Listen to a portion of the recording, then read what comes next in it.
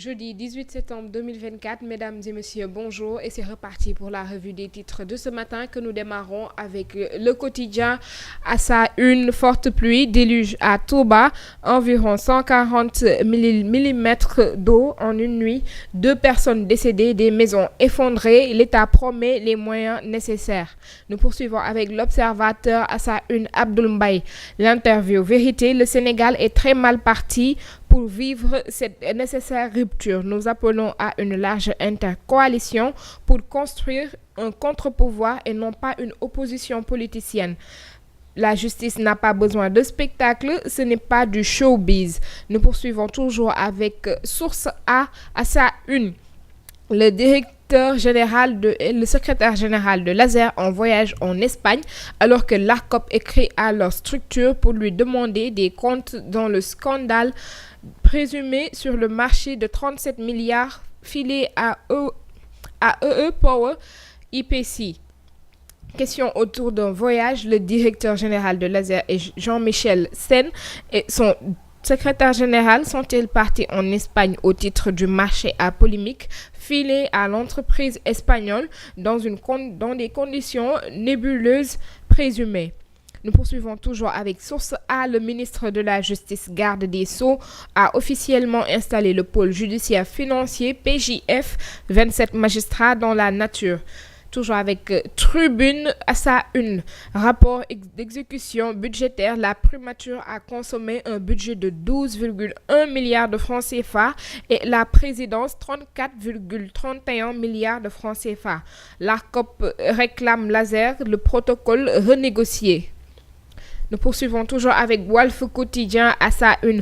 Relation Pastef pure, raison d'une discorde, maintien de son taux directeur. Cette mesure contre-productive de la BCEAO, point de départ des migrants, le candidat plus téméraire que jamais. Les terroristes frappent Bamako, l'armée malienne repousse 2 attaques du GESIM. Nous poursuivons toujours avec Busby le jour à sa une. Installation du pôle judiciaire financier.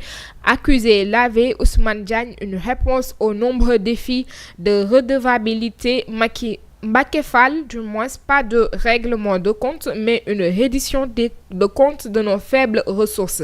Abdoulaye Ba espère voir un pouvoir judiciaire fort. Ndiaga Sylla sur les actes préparatoires des législatives, on a déjà perdu 5 jours. Non conformes au code mondial anti-dopage, le Sénégal positif à la surveillance. Attaque matinale, toujours à Bamako, le Mali surpris par des terroristes. Nous poursuivons avec les Échos à sa une. Organisation, regroupement, entraînement, le coup salé d'un match des Lions. Une caution d'1 million 35 millions pour la location du stade de Abdoulaye Wade, 13 millions pour la sécurité. Le ministre des Sports paie plus de 75 millions à l'hôtel Radisson de Diamniadio pour un match. Condamné à 4 ans de prison, un compatriote choisit de remplacer l'incarcération par l'expulsion d'Espagne depuis 10 ans. Nous poursuivons avec Libération à sa une. Importation sans déclaration. La douane démantèle une mafia au port.